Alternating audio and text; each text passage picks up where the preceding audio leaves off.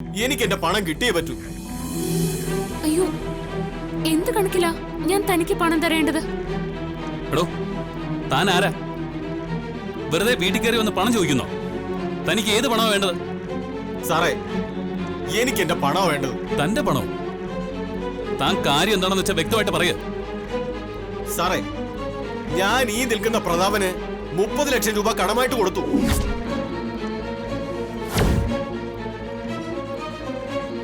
അതും ഇയാൾക്ക് ചീട്ട് കളിക്കാൻ വേണ്ടി. ഓരോ കളിയിൽ തോക്കുമ്പോഴും അടുത്ത കളിയിൽ തരാമെന്നും പറഞ്ഞ് ഇയാള് ഓരോ തവണയും ലക്ഷങ്ങൾ എന്റെ കയ്യിൽ നിന്ന് എണ്ണി വാങ്ങിയത്.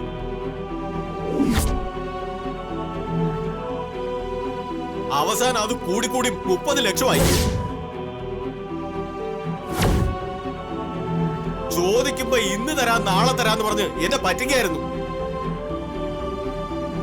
അവസാനം സഹി കേട്ട് ഞാൻ ഇവന് കൊട്ടേഷൻ കൊടുക്കാൻ പോയതാ. ഇവിടെ വന്ന് മാഡത്തോട് ചോദിച്ചാ മാഡം പണം തരുമെന്ന് ഇവൻ പറഞ്ഞു.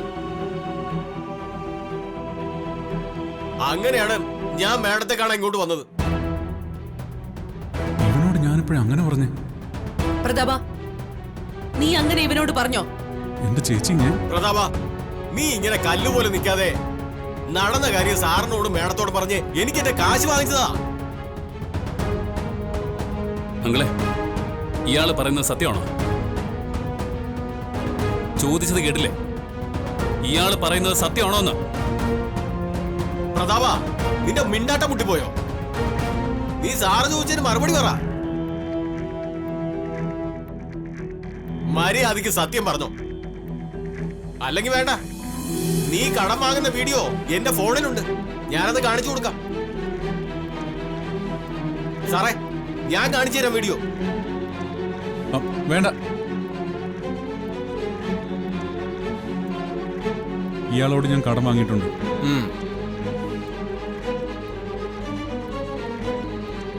30 ലക്ഷം രൂപ. ചീട്ട് കളിക്കാൻ വേണ്ടി തന്നെ ഇത് വാങ്ങിച്ചേ. കേട്ടില്ലേ?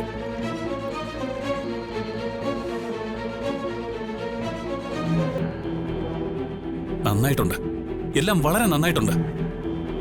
അപ്പൊ ചീട്ട് കളിച്ചതിന്റെ കടം തീർക്കാനാ പുതിയ ബിസിനസ് ആവശ്യത്തിനാണെന്ന് കള്ളം പറഞ്ഞ് എന്റെ കയ്യിൽ നിന്ന് 30 ലക്ഷം രൂപ തട്ടിയെടുത്തത്. ചീട്ട് കളിച്ചതിന്റെ കടം തീർക്കാനാണ് അങ്കിൾ എന്റെ കയ്യിൽ നിന്ന് കടം വാങ്ങിയതെന്ന് അമ്മയ്ക്കറിയായിരുന്നു.